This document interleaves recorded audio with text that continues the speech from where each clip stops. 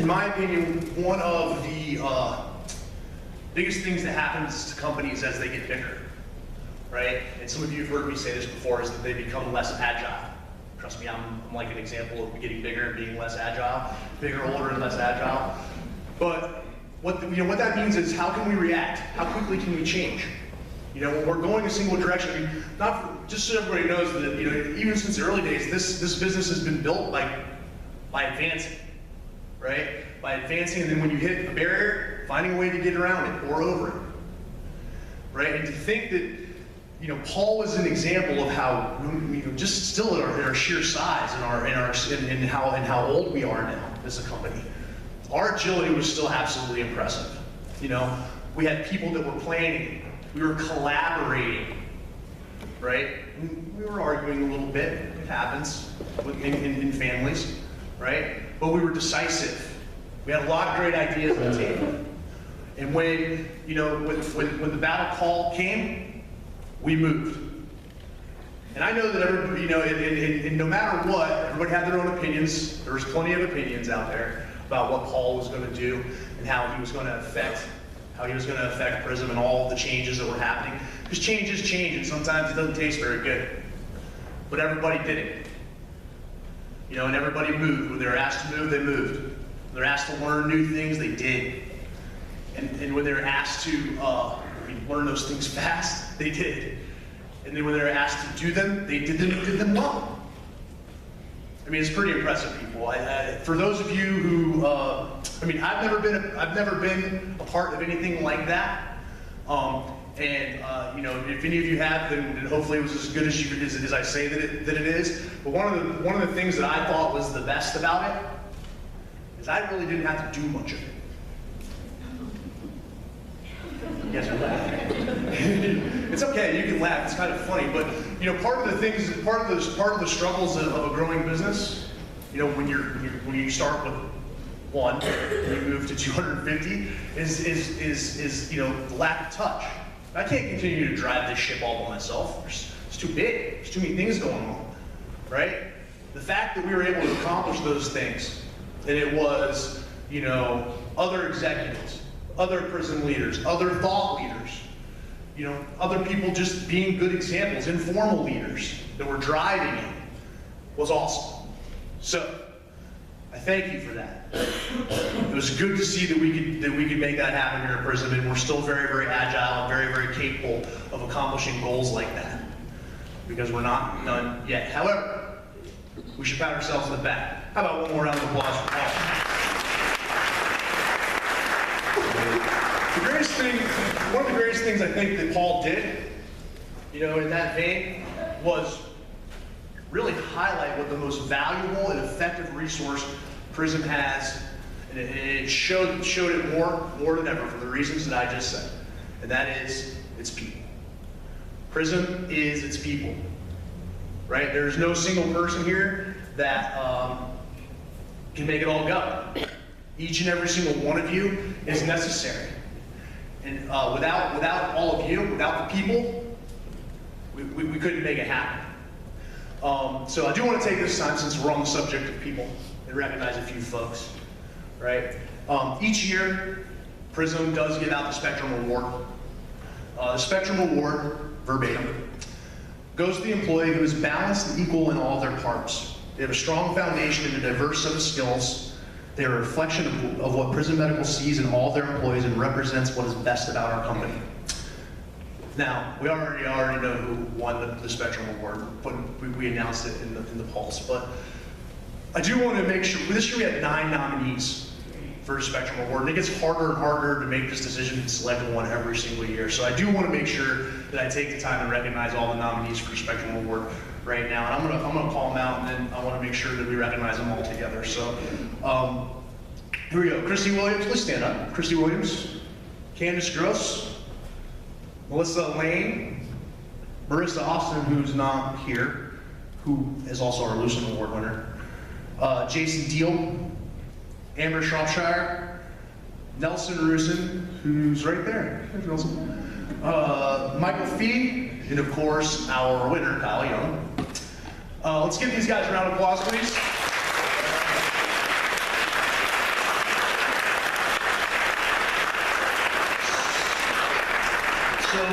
tell you, you sit down yet. Spectrum Award the nominations are made by directors.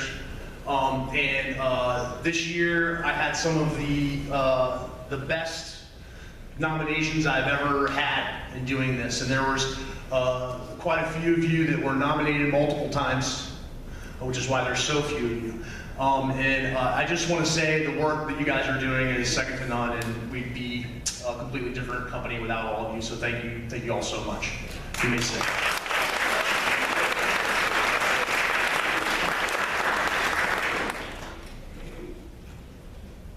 One more time for Spectrum Award nominees. Let's go.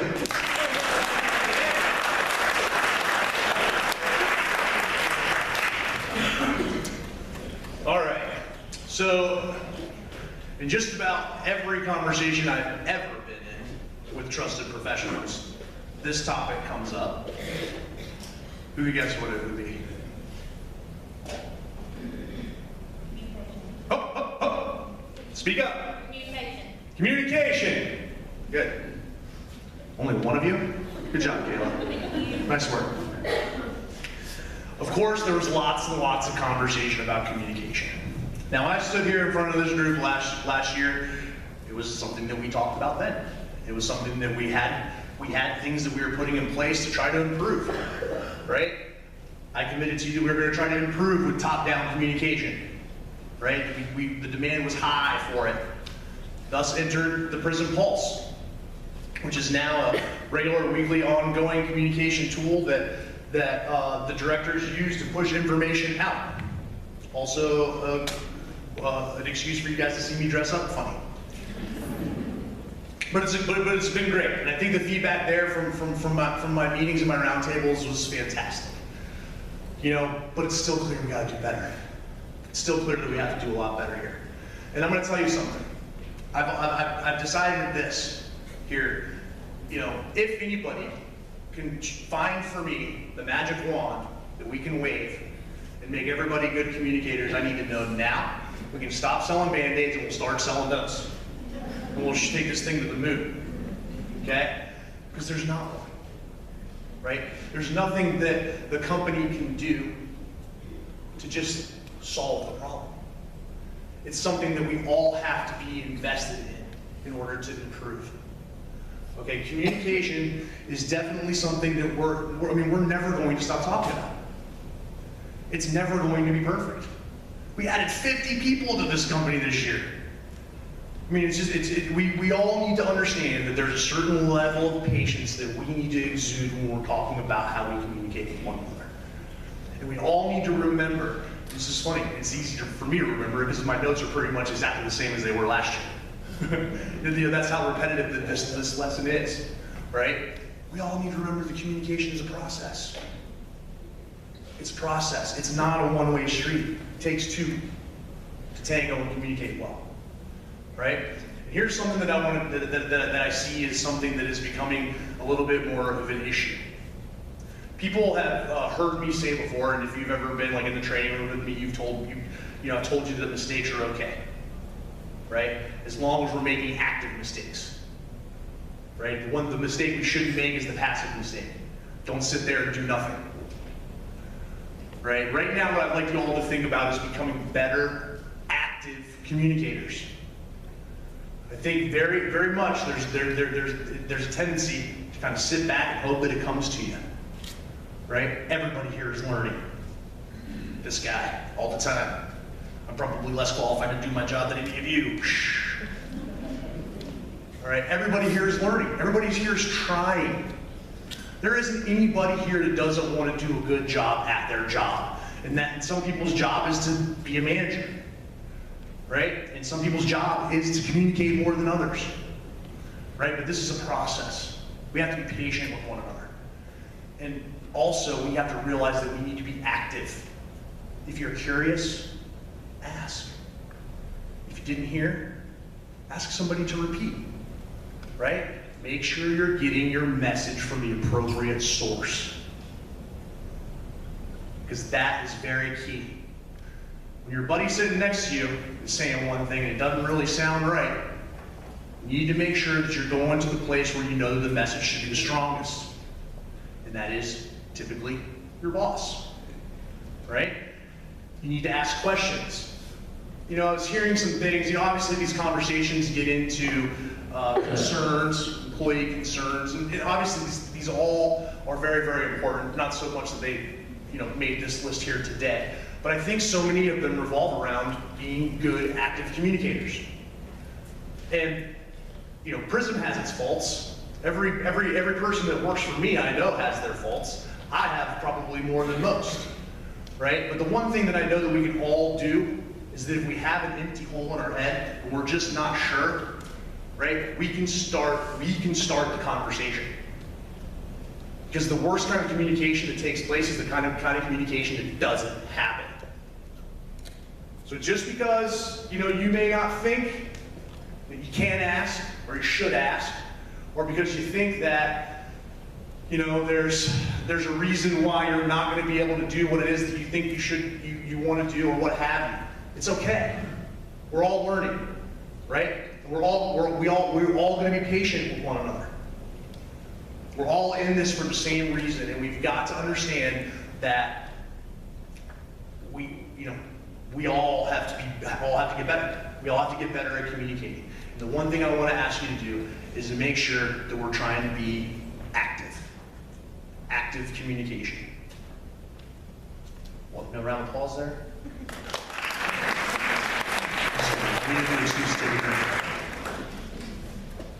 All right.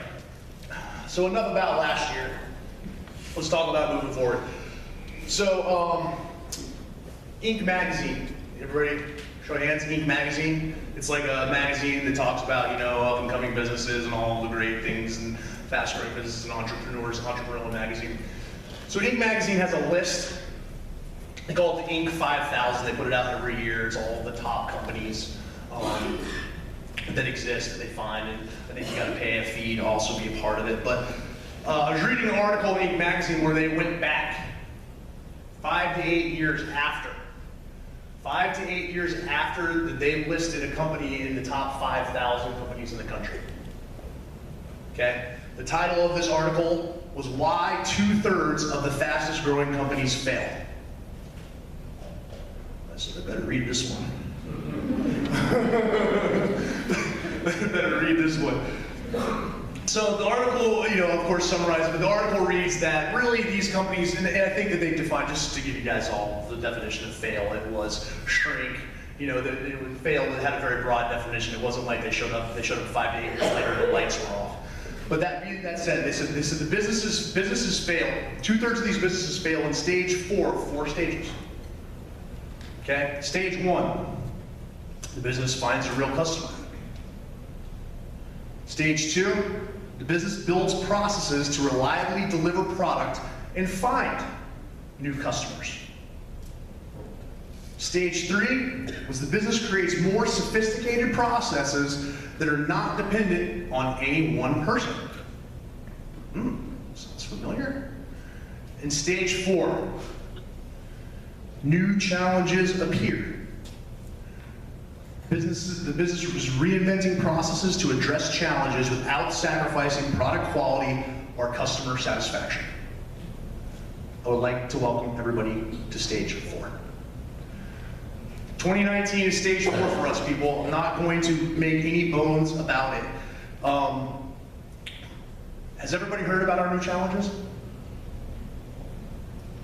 Raise your hand if you heard about our new challenges. Hands in the air, up high. How good are we communicating around here? Okay, maybe some of the new folks, we haven't broken to it yet, but we're doomed. I'm just kidding, that's a joke. You'll learn.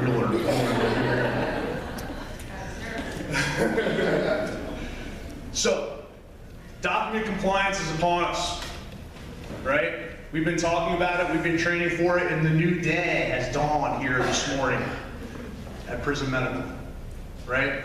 2019, so here's the way this really boils down. Last year was really about getting us ready for today. Paul, getting us ready for today. You know, we can talk through every single department in this organization spent at least the second half of last year preparing and developing and planning and getting ready to put forth Was something describing me up there?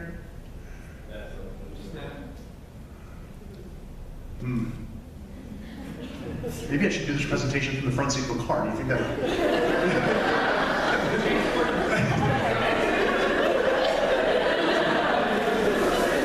Yeah, we'll try that. A little karaoke. We get a good karaoke going. Maybe we'll do it together this year from the front seat of the car. Anyway, I digress. Back to the serious nature.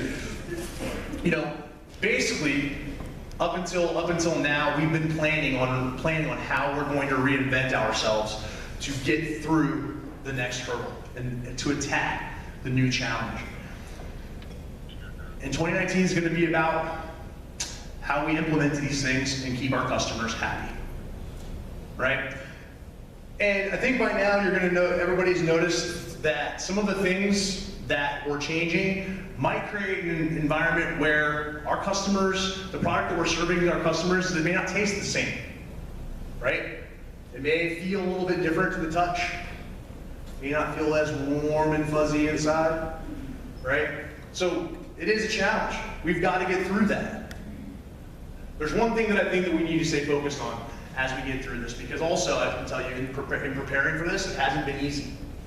It hasn't been easy for us. It hasn't been easy for the people that have been making these decisions. It hasn't been easy for me. I can tell you that the last 2 months of my career have been the hardest I've ever had. All right? There's one thing that I think that we can stay focused on that's going to get us through. And it's a very, very simple rule. It's something that I want to make sure that for 2019, if there's one thing that you do, there's one thing that you focus on, right? And I don't care. It doesn't matter. When you get ready to pick up the phone, whoever's calling you, if it's from outside or inside, I want you to, before you pick up the phone, I want you to take a deep breath, and I want you to be nice. Easy, right? It's pretty easy. I want you to focus on being nice, because here's the truth, right? You may get, if everybody here has probably been on the phone with somebody at some point in time, be it with Prism or not, that is unhappy with you, or more or less that you're unhappy with, right? Has anybody called about a bill that you shouldn't have received, or something of that nature, and you're pretty frustrated, the person on the other side of the phone is telling you something you don't want to hear, right? What is the difference when you hang up that phone? You may not have solved anything, but if that person was nice to you, there's a chance you might call back. If that person wasn't nice to you, no way, right? So we're going to be nice. And here's what I can tell you. We're still going to be able to say, you know, the things that we've been able to say before. We just have to say them a little bit differently. And these concepts, people, trust me, have been keeping me up at night for at least the last quarter. But now that I've been talking about them a little bit more, I'm getting a little bit more confident, right? I just got done with our national sales meeting and presented to them. Of course, me and Ken and James have been talking about these things to the wee hours of the night, and I'm getting more confident because I go back to this. This is our brochure. This is a brochure that we launched at the beginning of last year, 2017. I don't know. But here was the interesting thing about this exercise for me, right? As a founder of the business, is I was challenged to, you know, write down all the things that make this company great. And I was like, you know, this is not really for me. But I did it, right? And I had help, don't get me wrong. And this is where we landed on here. Commit, follow through, follow up. What is that?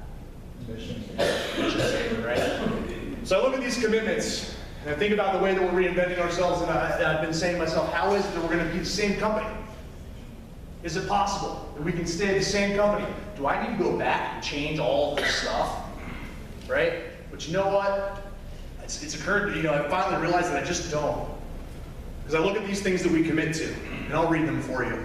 Not make you recite them, but we commit to providing industry-leading delivery time. We commit to focusing on clinical compliance. We commit to delivering a specialized solution-based service. We commit to adhering to the highest industry and regulatory standards. And we commit to streamlining the provider ordering process. Now, saving the details from these changes that are happening to us, right? Here's the way that I want